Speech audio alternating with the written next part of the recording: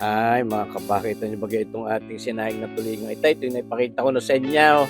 Yan yung ating babawasan, siyempre, at dahil yung tira diyan sa palyaw ay ating gagataan. Nako, talaga namang ibang atake ang gagawin natin dito sa ating ginatang tulingang itaw.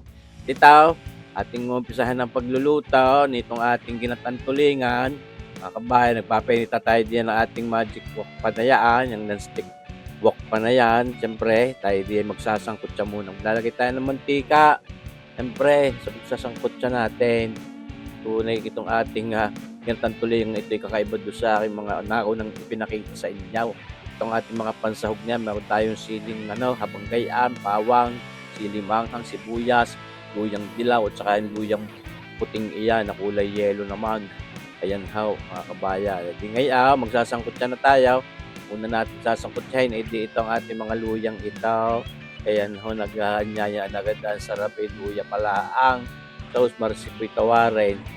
Ay talaga namang arhi paborito ng marami, itong ating sinaing na tulingang ito. Pero ako nga, sana panoorin din nyo rin hanggang dulaw.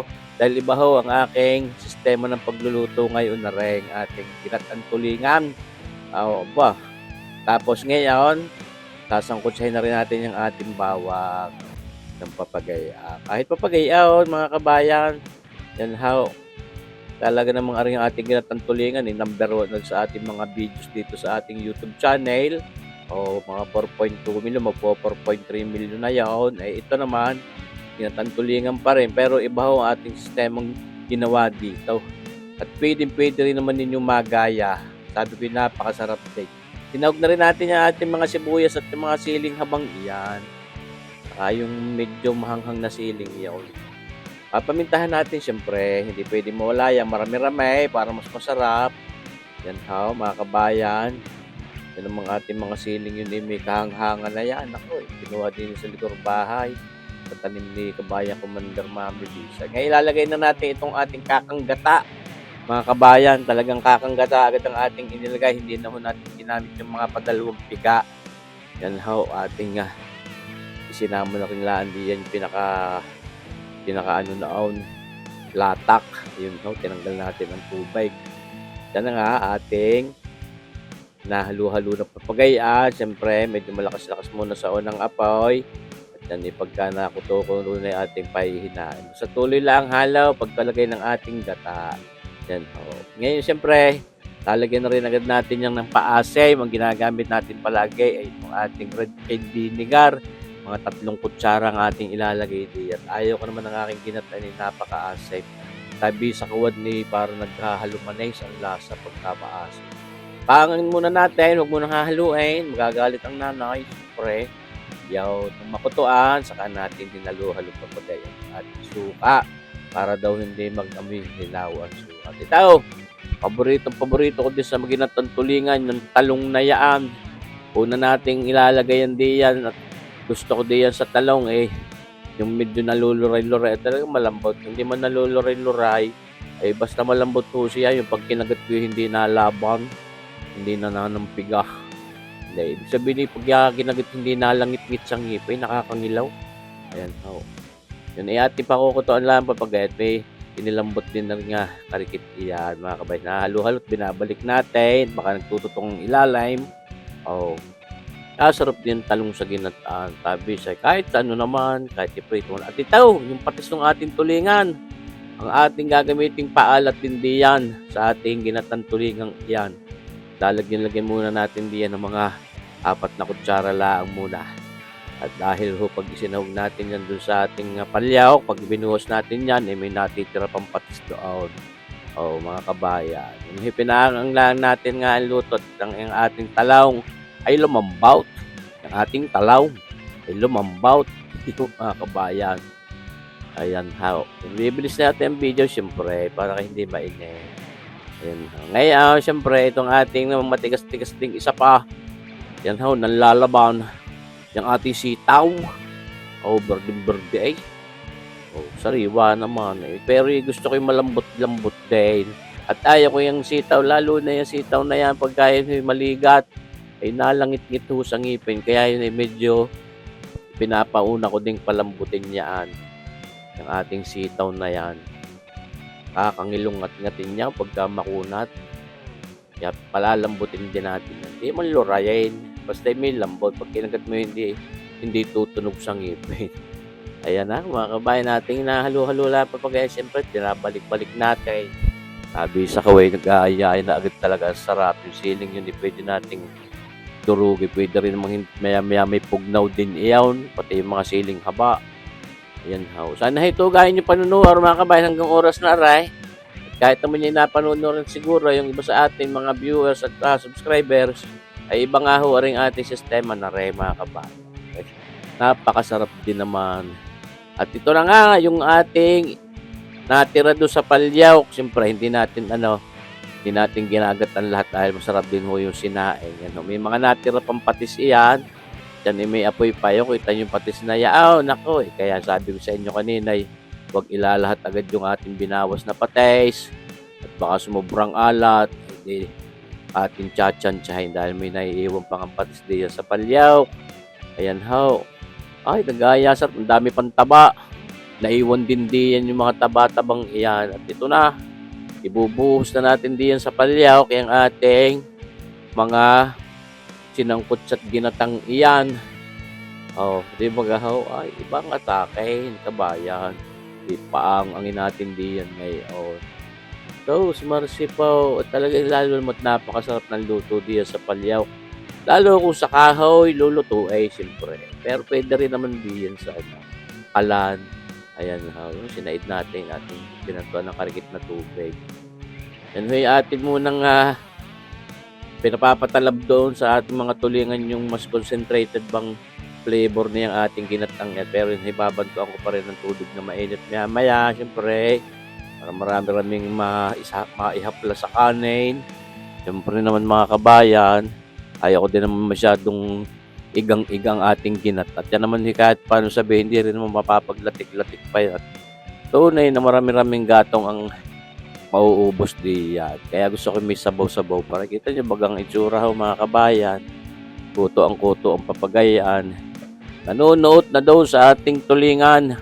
Yun hong ating tulingan yun, hindi na natin ipinirito. At pagka piniprito yung isa nagmamantika pa. Kaya sabi ko nga, iba rin doon sa mga nauna kong ginatang tulingan. Ayun ho mga kabayan. At talaga namang kasi pagka nagmamantika pati pag ipinirito para may umay, nakakaumay at titimusan ng karikay. Siyempre para talagang kumpleto ng lasa at iyan. Naghanap pa ang aking dila ng kumpletong alat ay idilalahat na natin itong ating binawas na. Pero may inihiwalay pa rin akong kakarikate at yung sarap pa rin yung ihapla sa kanin mga kabayan yung patis niyang sinaing na tulingan. Talaga nga ating ikot-ikot na lang yan. Binanto na rin natin karikit na tubig pa yan at kakungay para may sarsa. Di ba gahaw mga kabayan ating kukulubin na. At yan may carry over cooking pa. Ay may ilalambot pa yan. Magre-reduce pa din yung sabaw niyan.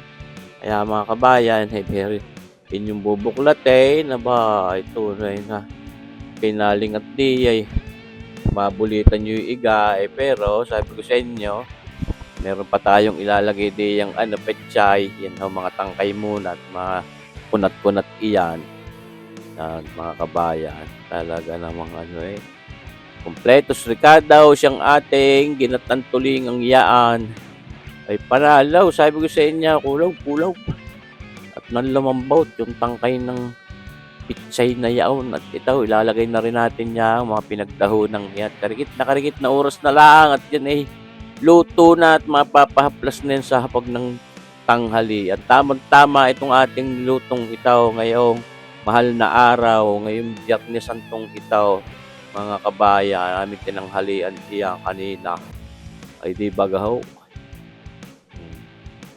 May karikit din man namang pork, siyempre, para mas masarap. Pero, siyempre, basta ang importante tayo mabuting tao. Hindi yung nangingiling ka nga ngayon. Pagkalipas ng mahal na araw, na uli, masama na uli ang ugali. Lalong hindi maganda. Ayan. Kaya yung mga medyo na may napasamang karikit na taba-taba ng baboy. Yun na may mapapatawar na ng ating Panginoon. Kabayan. Ayan. Basta itong ating nilutong ito tututusin medyo iniakma pa rin natin. Ayan, mura-mura din naman yung tulingang nabili kong iyan. At may mga gulay-gulay, mas healthy pa rin naman ang karne. So, nag-reduce na naman ang sabaw mga kabayan. Ay kaya sabi ko sa inyo, ay talaga namang yung mga sabaw niya napakasarap ihapla sa kanin at yan ating pinanto ang parut ng karikay, siyempre.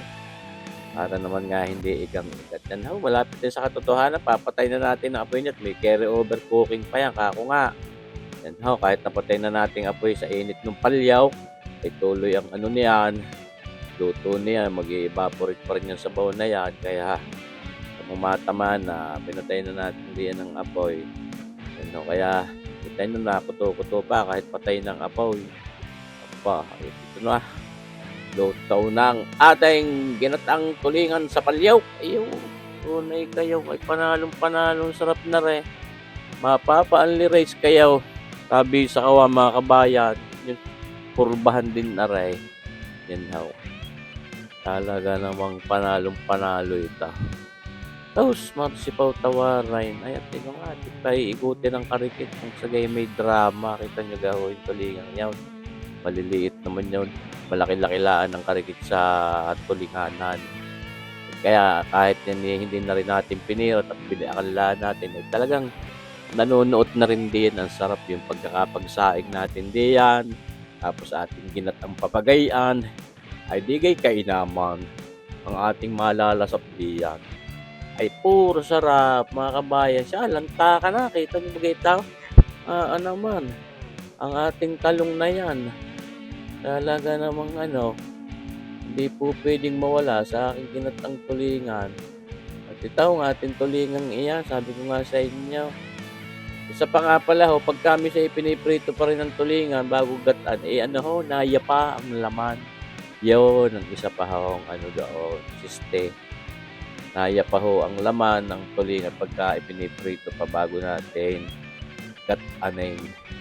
Yan dahil yung crust yung pinakalabas nung katawan ng tulingan ay natigas yun sa pagkakapagprito. Tapos siyempre, dala na rin nung hanggang loob. Misay, kahit po gato ang tinik, misay na yapa ang karne, ang laman niyang tulingan. Kaya ito hindi natin ipinrito. Pero sabi ko sa inyo, subukan ninyo.